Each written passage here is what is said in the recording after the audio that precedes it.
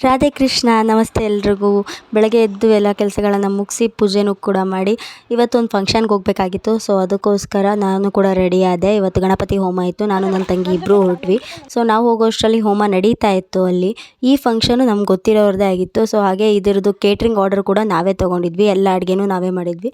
So correct ಟೈಮ್ಗೆ order ಕೂಡ ಬಂತು. ಎಲ್ಲ ಇಳಿಸ್ತಾ ಇದ್ವಿ. ನಾವೇ ಅಲ್ಲಿ ಪ್ರಿಪ್ರೇಷನ್ ಮಾಡಬೇಕಾಗಿತ್ತು. ಅವ್ರ ಟೆರಸ್ ಮೇಲೆ ಊಟದ ಪ್ರಿಪ್ರೇಷನ್ ಎಲ್ಲ ಮಾಡಿದ್ವಿ. ಊಟ ಕೂಡ ಎಲ್ಲ ರೆಡಿಯಾಗಿತ್ತು. ಸೊ ನಾವು ಕೂಡ ಅಲ್ಲಿ ಮಹಾಮಂಗಳಾರತಿ ನಡೀತಾ ಇತ್ತು. ಮಹಾಮಂಗಳಾರತಿ ತೊಗೊಂಡು ನಾವು ಕೂಡ ಅಲ್ಲಿ ಪೂಜೆ ಎಲ್ಲ ಮಾಡಿ ಊಟನ ಮಾಡಿ ಮನೆಗೆ ಬಂದ್ವಿ. ಸೊ ಸ್ವಲ್ಪ ಹೊತ್ತು ರೆಸ್ಟ್ ತೊಗೊಂಡು ಆಮೇಲೆ ಮಳೆಗೆ ಏನಾದ್ರು ತಿನ್ನಬೇಕು ಅಂತ ಅನಿಸಿ ನಾವು ಆಲೂ ಬೈಟ್ ಮಾಡೋಣ ಅಂತ ಅಂದ್ಕೊಂಡ್ವಿ. 3 ಆಲೂಗಡ್ಡೆ ಚೆನ್ನಾಗಿ ಬೇಯಿಸ್ಕೊಂಡು ಅದಕ್ಕೆ ಒಂದು 3 ಚಮಚ ಅಷ್ಟು ಕಾರ್ನ್ಫ್ಲೋರ್, ಉಪ್ಪು ಮತ್ತು ಅರಿಶಿನ ಪುಡಿ, ಖಾರದ ಪುಡಿ, ಗರಂ ಮಸಾಲ ಮತ್ತು ಕೊತ್ತಂಬರಿ ಸೊಪ್ಪು ಹಾಕಿ ಚೆನ್ನಾಗಿ ಕಲಸಿಟ್ಕೋಬೇಕು. ಅದಾದಮೇಲೆ ಸ್ವಲ್ಪ ಕೈಗೆ ಎಣ್ಣೆ ಸವರ್ಕೊಂಡು ಒಂದು ಡಿಸೈನ್ ಆಗಿ ನಮಗೆ ಯಾವ ರೀತಿ ಇಡಬೇಕೋ ಆ ರೀತಿ ಡಿಸೈನ್ ಮಾಡಿಕೊಂಡು ಎಣ್ಣೆ ಕಾಯಕ್ಕಿಟ್ಟು ಹಾಕಿದರೆ ನಮ್ಮ ಬಿಸಿ ಬಿಸಿಯಾಗಿ ಗರ್ಗರಿಯಾಗಿ ಆಲೂ ಬೈಟ್ಸ್ ರೆಡಿ ಆಗಿತ್ತು. ನಾಳೆ ಅಮಾವಾಸ್ಯೆ ಆಗಿದ್ದರಿಂದ ನನ್ನ ಹಸ್ಬೆಂಡ್ ಅಜಯ್ ಹೋಗ್ತಾಯಿದ್ರು. ಸೊ ನಾನೇನು ಹೋಗ್ತಾ ಇರಲಿಲ್ಲ. ಇದಾಗಿತ್ತು ನನ್ನ ಮಿನಿ ವ್ಲಾಗ್. ಸಿಗ್ತೀನಿ ನೆಕ್ಸ್ಟ್ ವ್ಲಾಗಲ್ಲಿ. ಬಾಯ್.